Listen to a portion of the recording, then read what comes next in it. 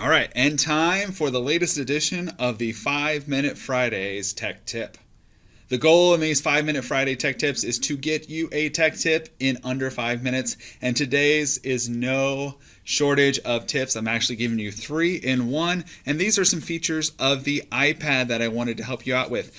These are things that I actually struggled with when they first rolled out. So the first one I wanted to show you is when they rolled out the latest update of the iPad, of the iOS operating system. I had a hard time with it because I could not find my control panel and it was driving me crazy. So finally I had to look it up.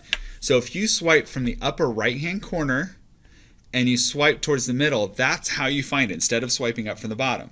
So that's tip number 1, is to get to this control panel that you've always been able to get to before. You have to swipe from the upper right hand corner towards the middle. The other thing I wanted to show you is this flashing light that's on there right now. That button is the record the iPad screen. That one's been on there for a couple of editions of the iOS operating system on the iPad, but that is how you can record the screen.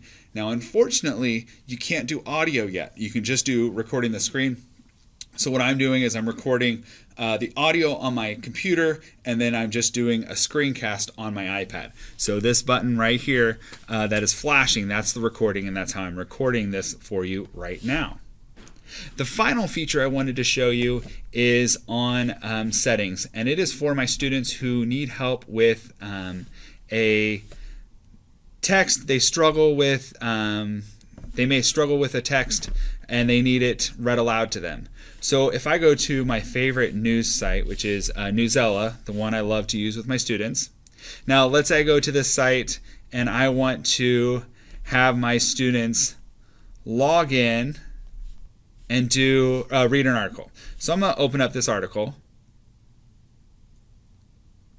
And let's say I want to have it read aloud to them. Now this works for almost anything with text on the screen.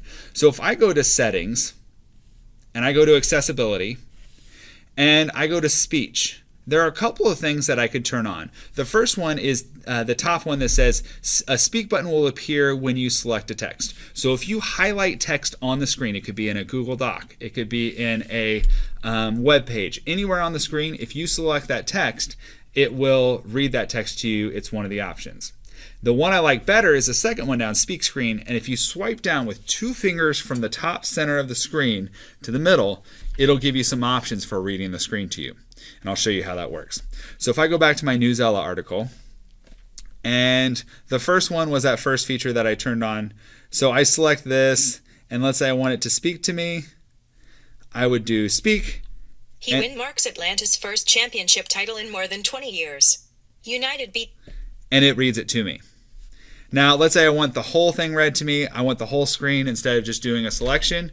Link the homepage. Search new. So if you swipe down with 2 fingers, eventually you can get it to pull up this display. The first one is play. And search Newsella. The bad thing is it plays everything on the screen. So you can fast forward through parts of library. Expand library. Expand new. Until you get to the part that you want to read. Collection. Expand binder. Comma. Job. 26 days left in pro trial. Settings. Need help? Need help? Click on the create assignment button. Present. Share. Print. Add to text. Hide from. 8. And as you can see, it's not 100% perfect. By associated. Some articles work better than others, but this is one layer that is super easy that's already built into the iPad. Like I said, it's not perfect.